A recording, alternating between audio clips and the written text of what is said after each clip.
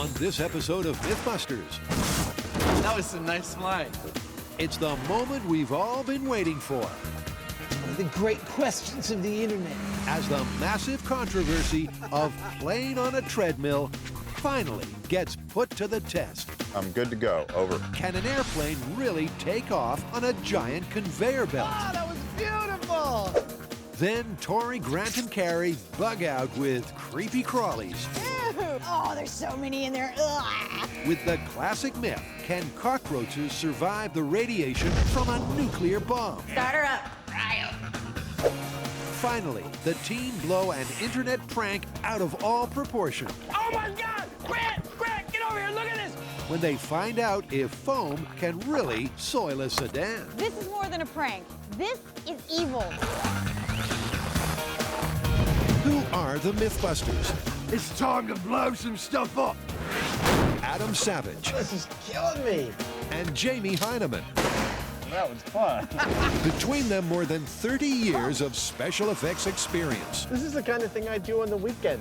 Joining them, Carrie Byron, Come over here. You smell that? Grant Imahara, He's alive! and Tori Belleci. This is starting to feel like a bad idea. They don't just tell the myths, they put them to the test.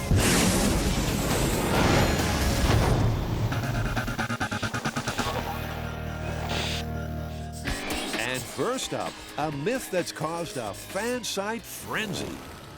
I gotta tell you, this next myth, man, is super controversial. There's literally thousands of pages of the most vitriolic discussions on both the World Wide Web and the Discovery fan site about this next myth. So that probably means that we're doing plane on a conveyor belt. Exactly right. Let me spell it out for you. Normally, a plane sits on a runway, spins up its engines, moves forward, gets enough air over the wings, and takes off. But in this case, the plane is sitting not on a runway, but a huge conveyor belt that is matching the plane's forward speed in reverse. The grand question is, can the plane take off? The myth is that it can't.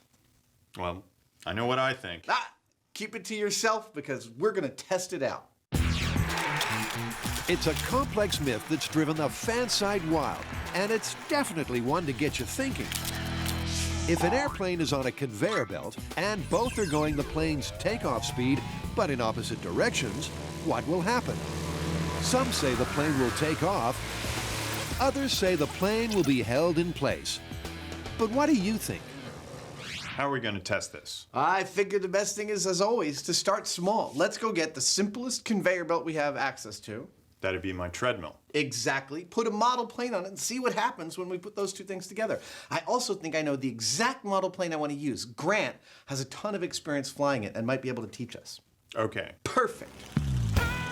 So to curtail this controversy, they need a conveyor belt and an airplane. And Grant's been drafted in to help Adam and Jamie get their wings. Hey, Can you teach me how to fly this to do airplane on conveyor belt? absolutely. All right, let's go. With years of experience under his belt and an unhealthy intimacy with remote-controlled vehicles, Grant makes flying look like child's play. I'm getting dizzy. I'm gonna throw up. I am too, yeah. But can he pass on his flight skills so Adam and Jamie can get this contentious myth off the ground? Okay, guys, so this is a park flyer. It's a very slow plane. Directional controls are on the right. It's ratcheted so you can keep a position. Elevators, okay. Trim it out so that you're kind of tail drag. That makes it perfect for a beginning flyer. Grant makes it all sound so easy.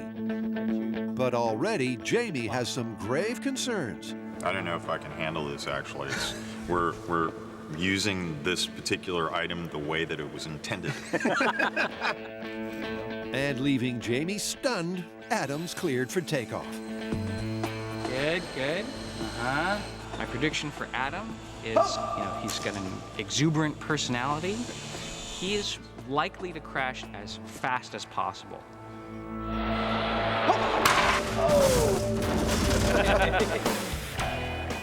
Jamie, on the other hand, has a very controlled personality. He is likely to fly a very controlled pattern.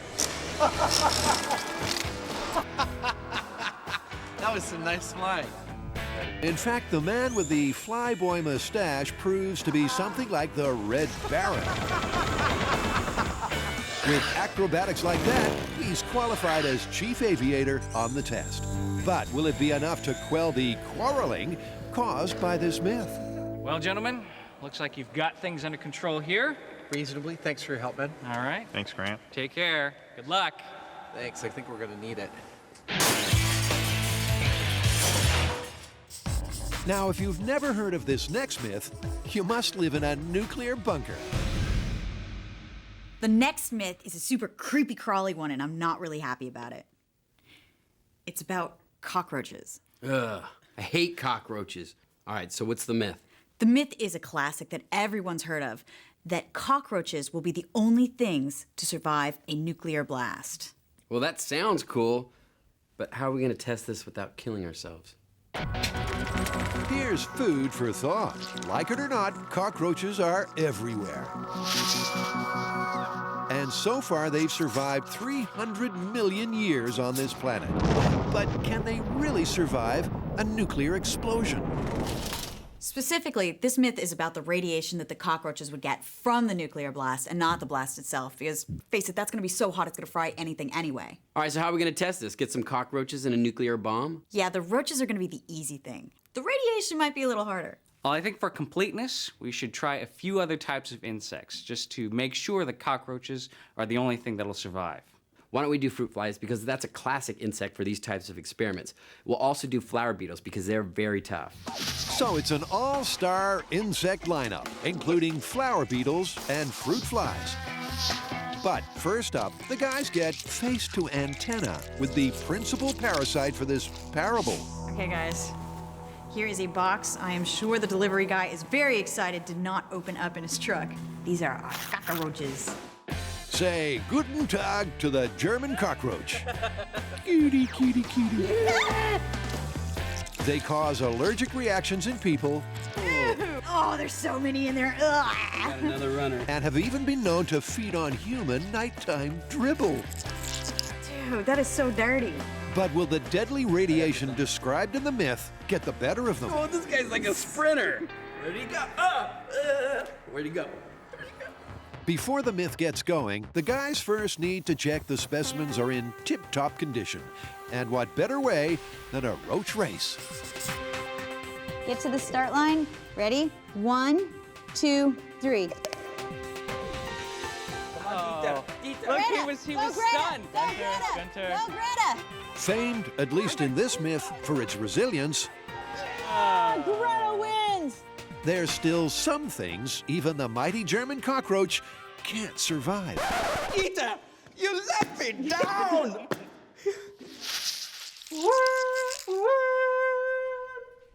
Insects can't resist that call. So with most of the roaches raring to go, what's next for this myth? I'm calling insects to come to me so that I can put them in these boxes and irradiate them. I know that's kind of cruel. They don't really know what's going to hit them, but you know, science is fun, but it's not always nice. It seems nice guy Tori is having a conscience crisis. It's exciting. Because with insect death a possibility, this myth is pretty unusual. From savage sharks and angry arachnids to gnarling guard dogs. Oh, run, run, run! Where animals are involved, it's normally the Mythbusters that come off second best. But not this time. These cockroaches may be on death row, but because they were bred for use in a science lab, their days were always numbered. But if the myth is true, then no harm will come to them. In the cockroach survival experiment, I need to make some sort of compartment that's going to hold 50 cockroaches. I need them all to get equal amount of radiations, making a little cockroach motel of death, or as I'd like to call it, the Holiday End. Well, I suppose that's better than Roachtail, California. And once the insect containment boxes are conjured up, the guys just need to get hold of some nuclear radiation. And that should be easy.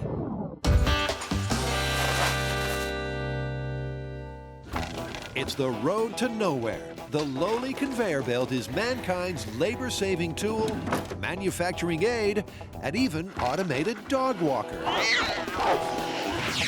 But it's also part of an incredibly controversial conundrum. If a conveyor belt was going the takeoff speed of an airplane in one direction, can it stop that airplane from taking off in the other direction? Or would the plane simply take to the skies? So far, Adam and Jamie have graduated from flight school. All they need now is a conveyor belt. And this not-so-run-of-the-mill human treadmill should be enough to get this myth up and running. We know what speed the plane needs to take off, so we've set the treadmill to go that speed. We're going to put the plane on it, see whether it takes off. And with the airplane's takeoff speed being 11.3 miles per hour, both the plane and the belt are set to that magic number. That's awesome. I've read literally thousands of pages of vitriolic commentary and argument on the web about airplanes on a conveyor belt, but nowhere did I find anyone who'd put an airplane on a conveyor belt. That's just what we're about to do in scale here. And hopefully we're about to answer some really important questions. It sounds simple, but as Adam soon finds out, it's not all plain sailing. I'm sensing a problem. Those wheels are so flimsy. They are so flimsy and they're just moving around. The plane's flimsy wheels are getting trapped in the belt, making takeoff like this impossible. So, what's plan B? I can help it stay centered with my hands while you're goosing it. Okay. It can go forward or up. Right. Okay. Adam's engineered a flight plan to steer the plane, and carefully making sure he's not pushing it forward, it's all systems go. It's an airplane on a conveyor belt, dude. It's one of the great questions of the internet. Ain't that the truth? But it's not answered yet, Adam. I'll set it to fat burn. Fat burn, nice. So with the treadmill set to fat burn in one direction, Jamie's plane burns rubber in the other direction. But Houston, we have a problem. Orville and Wilbur Wright took years to perfect airplane steering. But Adam and Jamie have only got until the next commercial break. Go ahead and ramp it up. Luckily, they get their act together. But is that a result? And we thought it was going to do what? It went right off the end of the conveyor belt. No. Yes. Yes. With the conveyor belt going 11.3 miles per hour in reverse, Jamie accelerated the plane up to match that speed. And get this, the plane moved forwards. However, it didn't have a chance to get airborne because the treadmill is too short. The question is, can it take off on the treadmill? This isn't long enough for this thing to get up enough speed to take off. So we need a longer treadmill. We need a longer treadmill, and I don't see how we can modify this to be long enough.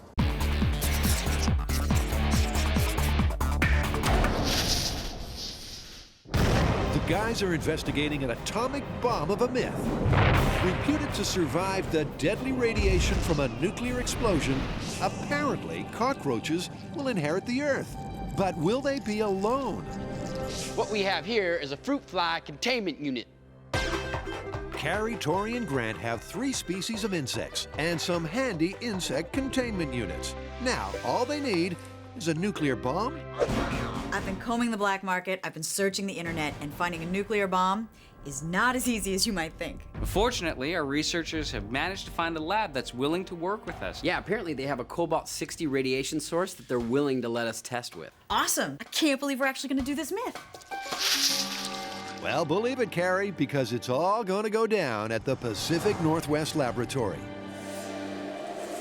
Inside the imposing structure, Tori meets radiation expert Michelle Johnson. All right, so Michelle, this is where we're gonna be irradiating the insects, right? Right. We have a cobalt-60 source in here, and it produces a radiation level of about 55,000 R per hour, which is enough to kill you in about 10 minutes. Enough to kill you in about 10 minutes. Kill you in about 10 minutes. As Tori picks his jaw up off the floor, let's get this straight. They're not using a nuclear bomb to irradiate the insects, but a highly dangerous radioactive metal called cobalt-60. They'll use this metal to irradiate their insects at 3 different exposure settings called rads. Test 1 will be 1,000 rads. Test 2, 10,000. And test 3, 100,000. And alarmingly, even the lowest dose is really bad news for a human. Can you just give me an idea of what 1,000 rads would do to a human being? If you were exposed to 1,000 rads, it would kill you. Usually when we talk about radiation exposure, we're talking about effects to the gut, because the first thing to go is your intestines, and then everything in your body just kind of dumps out through your butt. So not only are you gonna die, but you're gonna die in a really embarrassing way. Uncomfortable, embarrassing way, that's Okay. right. That's what happens in real life. But in Tori's world, fact and fantasy are hopelessly intertwined. So once this machine is on, I mean, you'd be stupid to want to stick your head in here.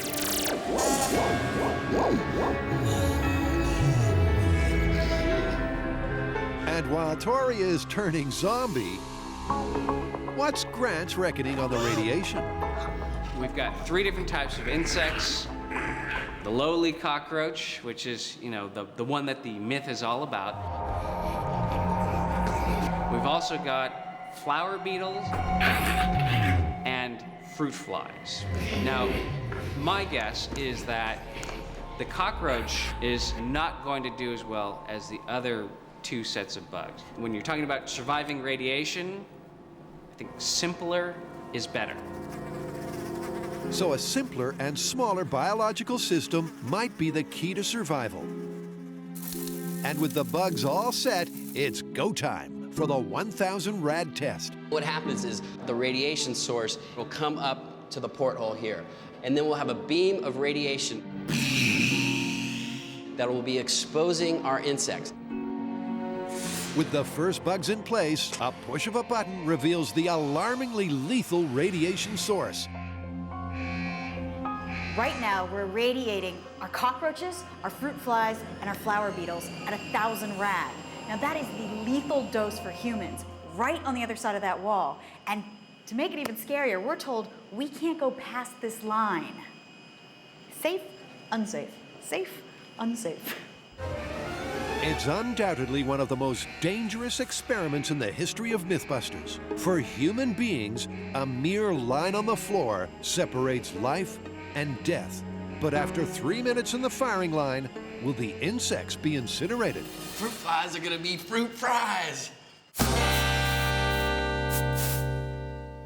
The Mythbusters are no strangers to controversy. They campaigned for free energy It's breaking free of the bonds of the energy conglomerates. and took on the man in the Great Gas Conspiracy.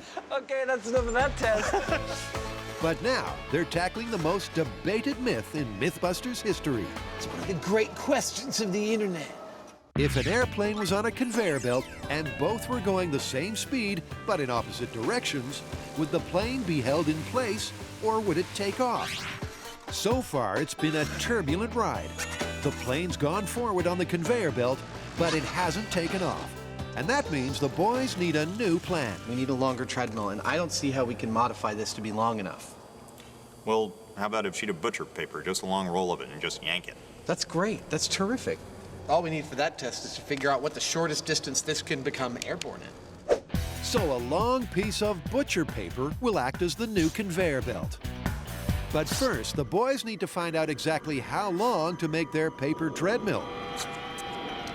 So I'm marking this out on the floor so we can start at point 0 and know exactly how many feet it takes this plane at full throttle to get airborne. All right, this is airplane takeoff test 1. Jamie, whenever you're ready. Dude, that took off in like 20 feet. With the takeoff distance sorted, what's next? So the myth is that an airplane on the conveyor belt that's matching its takeoff speed in reverse cannot take off.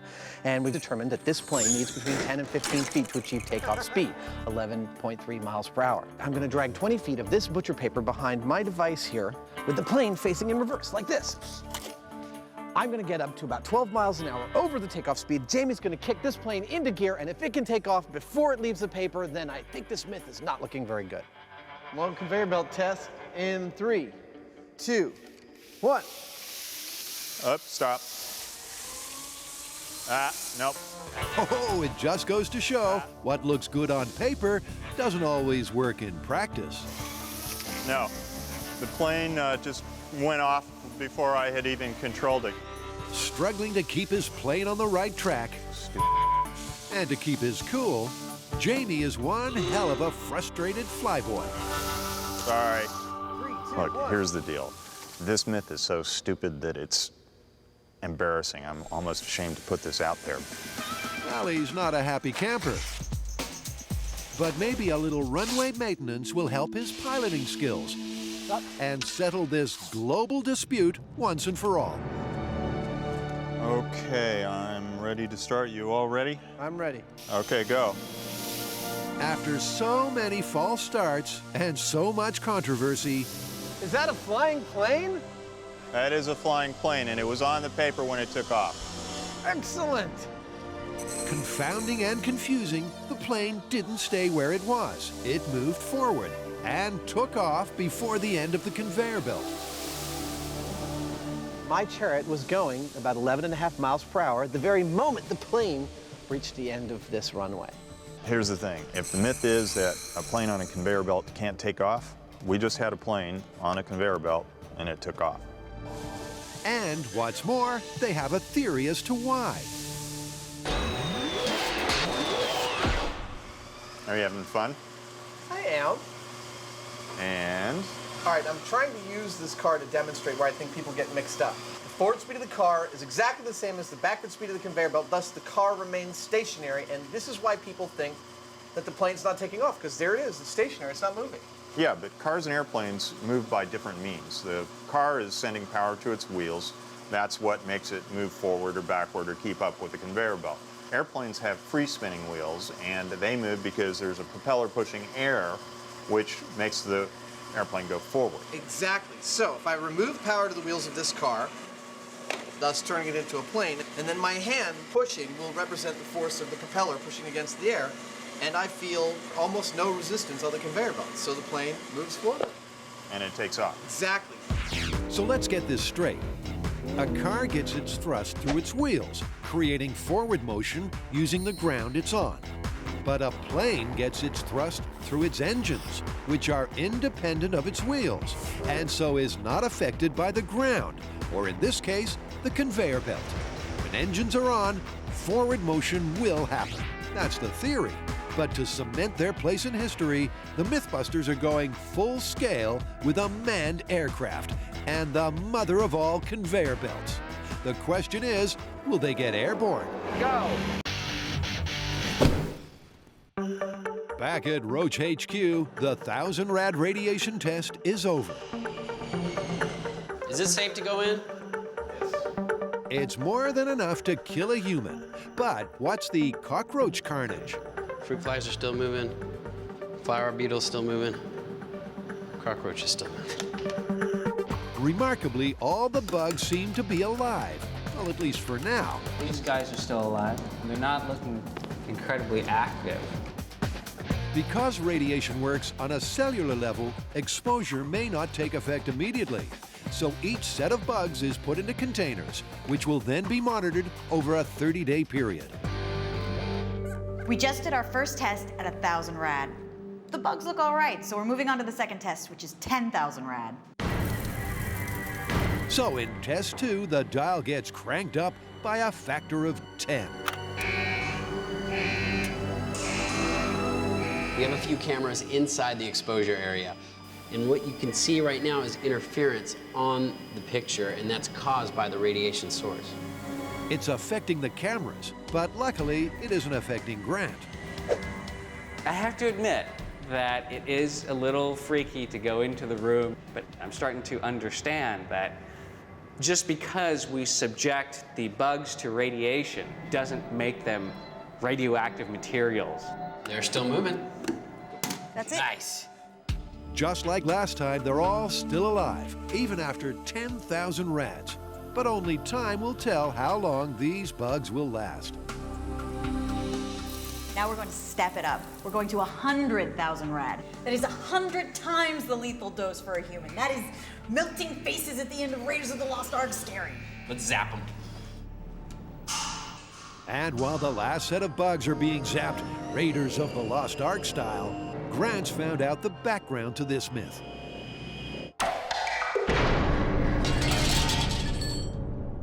Hey, do you know what I found out about the science of radiation? No, what? Well, we know that radioactivity was discovered by Henri Becquerel in the late 1880s, but it wasn't until more recently that scientists found out that it's the sensitive tissues, like those in our bone marrow or our intestinal tract, that make us more susceptible to poisoning by radiation than other species. Right, that's where I suppose the myth comes from, that cockroaches would outsurvive humans after nuclear fallout. Yeah, exactly. The theory is that the more simple body structures of the insects should make them less susceptible to radiation than us. Well, that's the theory. But after the 100,000 rad test, the news ain't good for the bugs. Oh my gosh. From the looks of it, there might be like 10% still alive. That's frightening. Nearly all of Test 3's cockroaches have died. But from the looks of the other bug boxes, this test ain't over yet. So we've got all of our bugs here that have been exposed to the various levels of radiation, 1,000, 10,000, and 100,000 rad.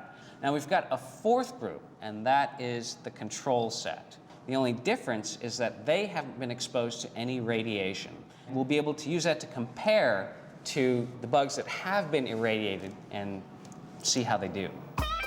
So it's back to the shop. But the question is, will the bugs survive or will they drop like flies? It's the sum of all fears. But would cockroaches survive the radiation of a nuclear explosion and inherit the Earth? In this classic modern myth, Carrie, Tori, and Grant have blasted 3 species of insect with 3 increasing levels of radiation. Will the cockroach be the ultimate survivor? Hopefully they haven't mutated into some crazy monsters. Back at the shop, what's the bug bulletin? Okay, so here's the plan. We have 12 boxes of insects, 4 of cockroaches, 4 of flower beetles, and 4 of fruit flies. We'll be monitoring them over the next 30 days, counting how many die. The job of insect coroner may sound grim, but for the Mythbusters, it's important to keep upbeat. We got a breach. And what's more, they're making sure the bugs on death row are being well looked after. They'll be given all the food and water they need, and we'll check in on the 15-day and 30-day increments. And we'll see if the cockroach is, in fact, the ultimate survivor. So with 2 weeks to wait until the next dead count, the team needs something else to do.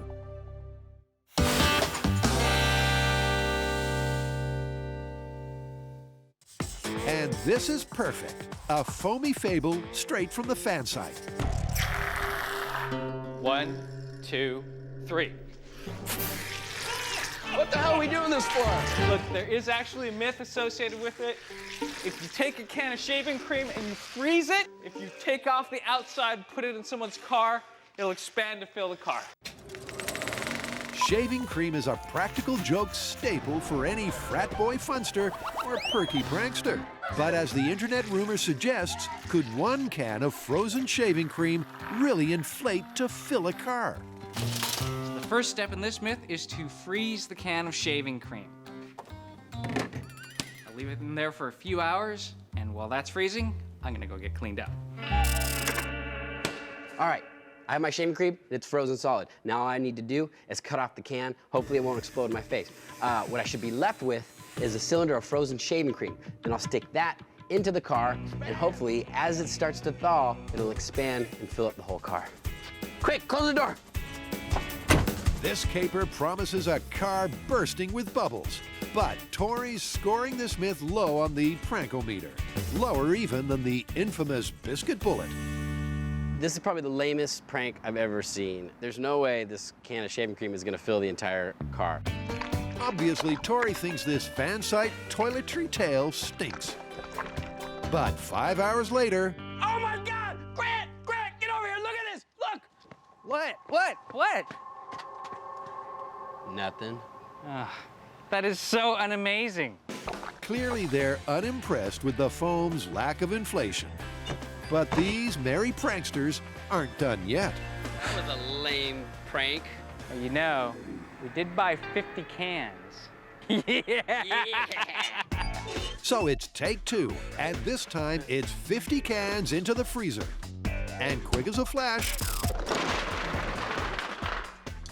All right, we gotta move fast. These things gonna start defrosting. it's a race against time as Grant and Tori grind open all 50 frozen cans. Okay. But once the car's loaded up, the hours pass in the blink of an eye. Whoa! Hey, you know what? Nothing. Well, but you know what? That's expanded a lot more than I thought it would. This isn't a prank. It's a minor inconvenience. What you expect with a prank like this is, you know, shaving cream just bursting out of the windows. Fans suggested shaving foam, and it's a flop. But rest assured, the Mythbusters have a last plan up their sleeve. The next step is we're gonna ramp it up. We are going to create a situation where foam is going to come out of the windows, possibly explode the car. In 1908, thousands doubted the Wright Flyer would succeed. In 1968, hundreds of thousands argued the first 747 was too big to fly. And in 2008, millions are clashing over the myth of plane on a conveyor belt. Excellent. That little airplane took off just like I thought it would. So, myth busted, right? Not so fast, man. You know we can't leave it there. You know this debate would never be quelled until you and I did it full scale, and that's just what we have to do. Well, you know what that means. Yes, I do. It means a real plane, and it means a really big conveyor belt. And hey presto, this should do it.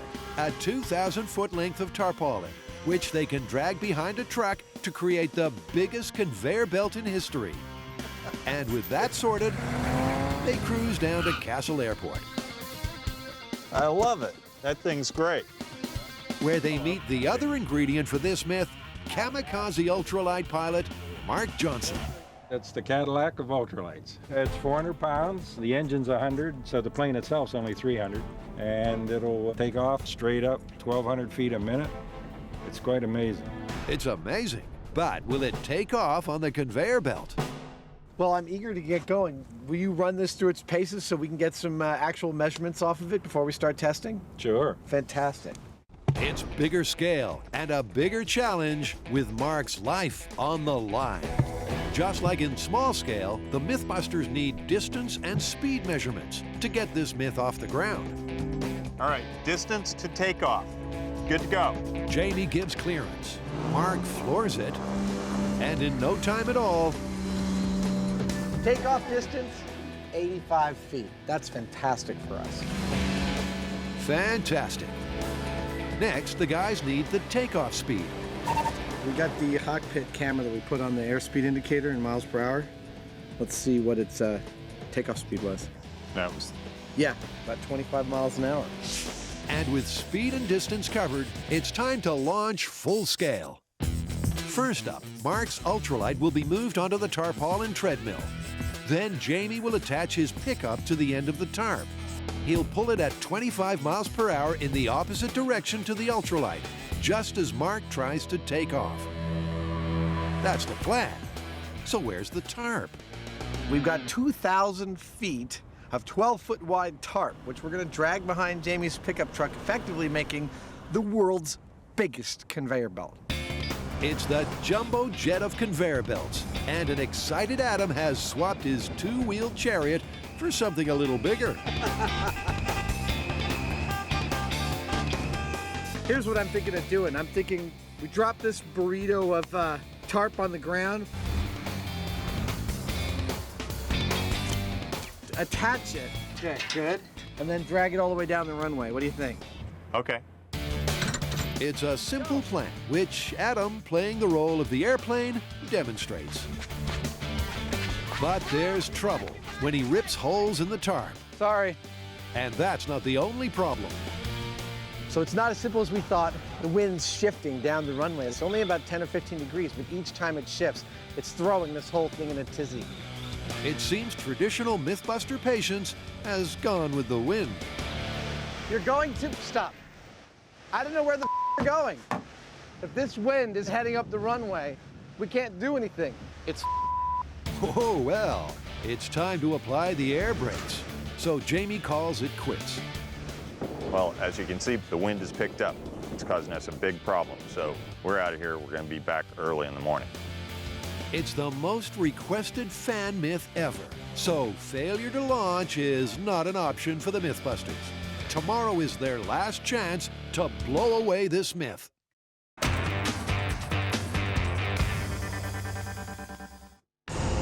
To answer the question, will cockroaches inherit the Earth after a nuclear blast? Carrie, Tori, and Grant have exposed cockroaches, fruit flies, and flower beetles to terrifyingly high levels of radiation. Tricky little And at the halfway mark of the experiment, Oh, stinks! Oh! the death toll is mounting. And move your antenna over a little bit, just a little. That's good. Yeah. Stretch out your leg. Just your that sixth one. There you go. Perfect. Yep. But with 2 weeks to go, it's still too early to call which bug will be the ultimate survivor. Practical jokes are great fun, as long as they work. But as we've seen, the foam fizzer from the fan site barely registered on the prankometer. This is probably the lamest prank I've ever seen. It's of microscopic proportions. So now the team is taking it to absolute max with 25 gallons of something called AB foam. AB foam comes as a liquid. It's 2 parts. You mix equal parts together, and then you have about 30 seconds of mixing time before it starts expanding and foaming up. But once it sets, after about 20 minutes, it's a hard, rigid, dense foam. In fact, it's so quick to expand and so cohesive that when Adam and Jamie blew up a plane, they used AB foam to seal the deal. Attention, the plane is live. But when AB foam is mixed, it gives off heat in an exothermic reaction. And with 25 gallons of the stuff, that's even got Tori worried. We're going to take some safety precautions. We're going to empty out the gas. We're going to empty out the oil. We have some fire extinguishers standing by. If it does catch on fire, it can burn itself out, and no structures will be in danger. With the car safely positioned and ready to be foamed, the team pull on coveralls and respirators and bust some Beastie Boys moves like it's 1998.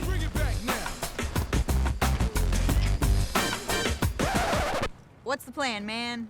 The plan is we're going to mix up all this AB foam as fast as we can and get it into the car before it starts expanding. So what do you guys think is gonna happen? Dude, I have no idea. I've never mixed up this much at one time. So it's a first for Tori and possibly the world. 25 gallons of liquid is equivalent to around 3.5 cubic feet. But once mixed, will the chemical foam swell up enough to fill the 90 cubic feet of space inside the car? One thing's for sure, there's no time to consider details. Once you start mixing, there's no like waiting and oops, I did it wrong. No, you have to go and you have to go immediately. Once this thing starts to go, you've got to get as many kits in there as possible. There are absolutely no second chances in this test because in a matter of seconds, this luxury sedan is stuffed full of foam. This is more than a prank. This is evil. This is a car that will never, ever drive again. Just to show you how rigid this foam is.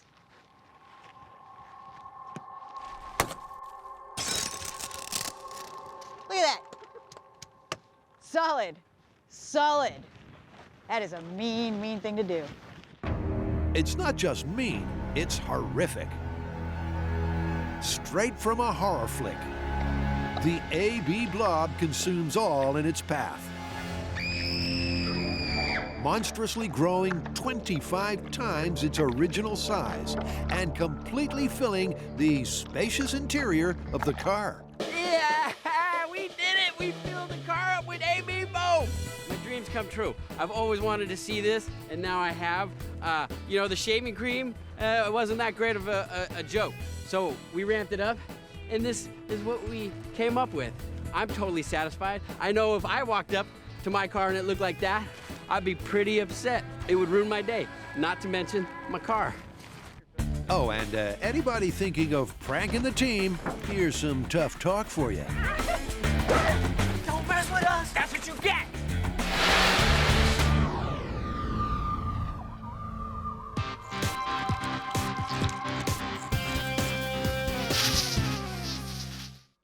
Carrie, Tori, and Grant have been playing with deadly radiation.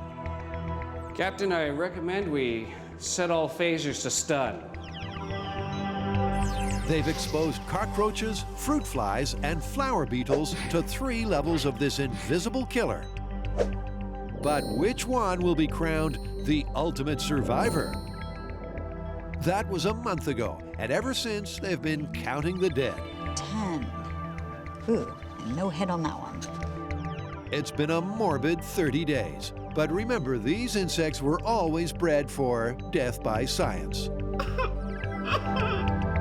Just like Tori, the insects have been hit hard, but there are survivors. You know, this is crazy. This is the 10,000 rad. This is 10 times the lethal dose for humans, and look how many cockroaches are still kicking. And the flower beetles have gone one better. I have here in my hand the only remaining life form to have survived a 100,000 rad dose of radiation, the flower beetle. So is this myth busted or confirmed? And done. Okay, so the idea was that cockroaches would be the only thing to survive a nuclear blast. What do we get? Well, remarkably, cockroaches are really good survivors. After 30 days, the ones exposed to 10,000 rad still had 30% still alive, and the ones exposed to 1,000 rad had 50% still alive. It's pretty amazing. That's incredible, considering if we were exposed to 1,000 rad, we'd be dead. So it's confirmed. Cockroaches outsurvive humans after nuclear blast. True, but we tested 3 types of insects, and the other 2 did much better than cockroaches. Yeah, the fruit flies did really well until they died of natural causes. And then the flower beetles, well, they were the strongest. After being exposed to 100,000 rad, which is 100 times the amount that would kill us, there was still 10% alive. The cockroaches, there was none that survived after that kind of exposure. So the final result is that all the insects outsurvive humans, but as far as inheriting the Earth, there are much better candidates than the cockroach. Which means it's busted. Busted. Just like our chances of reproducing.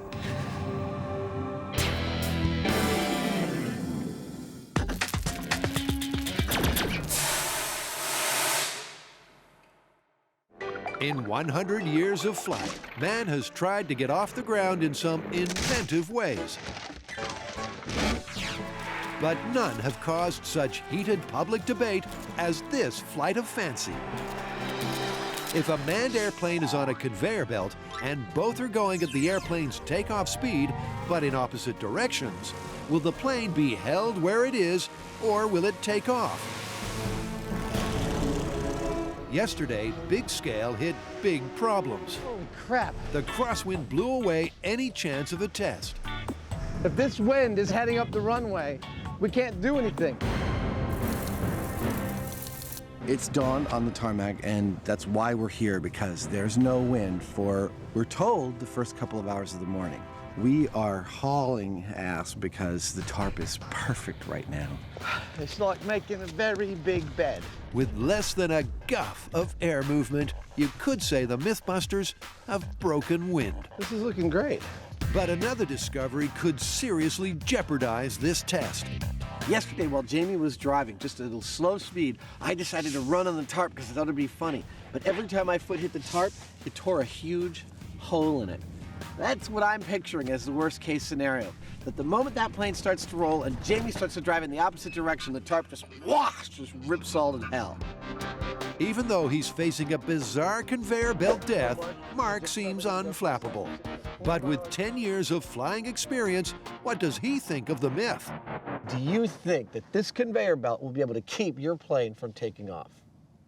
Yes, if I match my speed exactly the same speed forward as it's going backwards, and there's no air over the wings, I should just sit there like a brick. Hang on.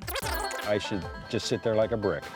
So, the controversy continues. Pilot Mark believes the myth that the plane will be held in place by the belt.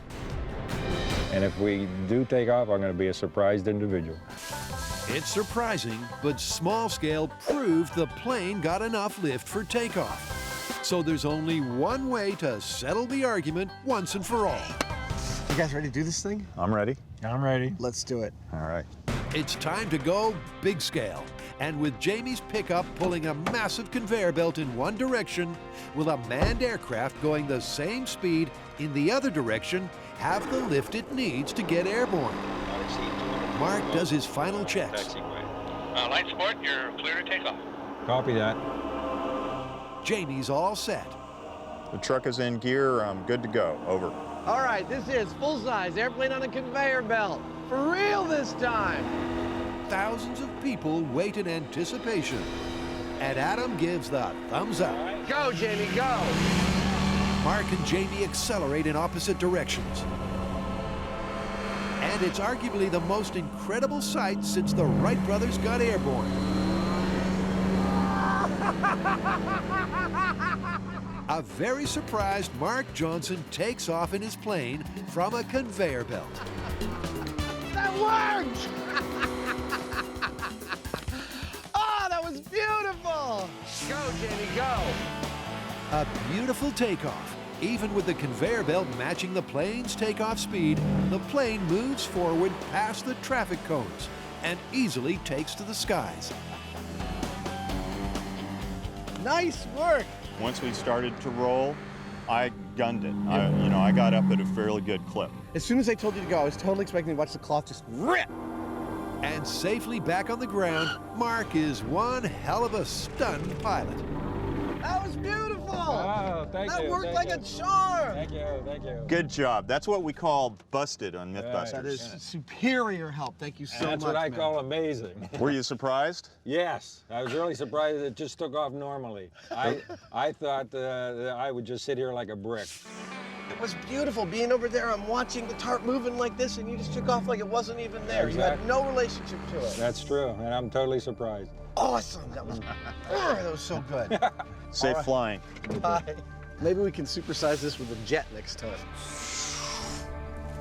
This one is so controversial. I can't believe that the very pilot we hired to test it thought that his plane would remain stationary. Yeah, for some reason people just can't wrap their brains around the fact that the plane's engine is not sending power to the wheels. It sends it to the propeller. Yeah. Okay, let's get official about this. How do you want to call it? Well, we put the plane on a conveyor belt, and the plane took off just fine, so... I'd say that's busted. Busted.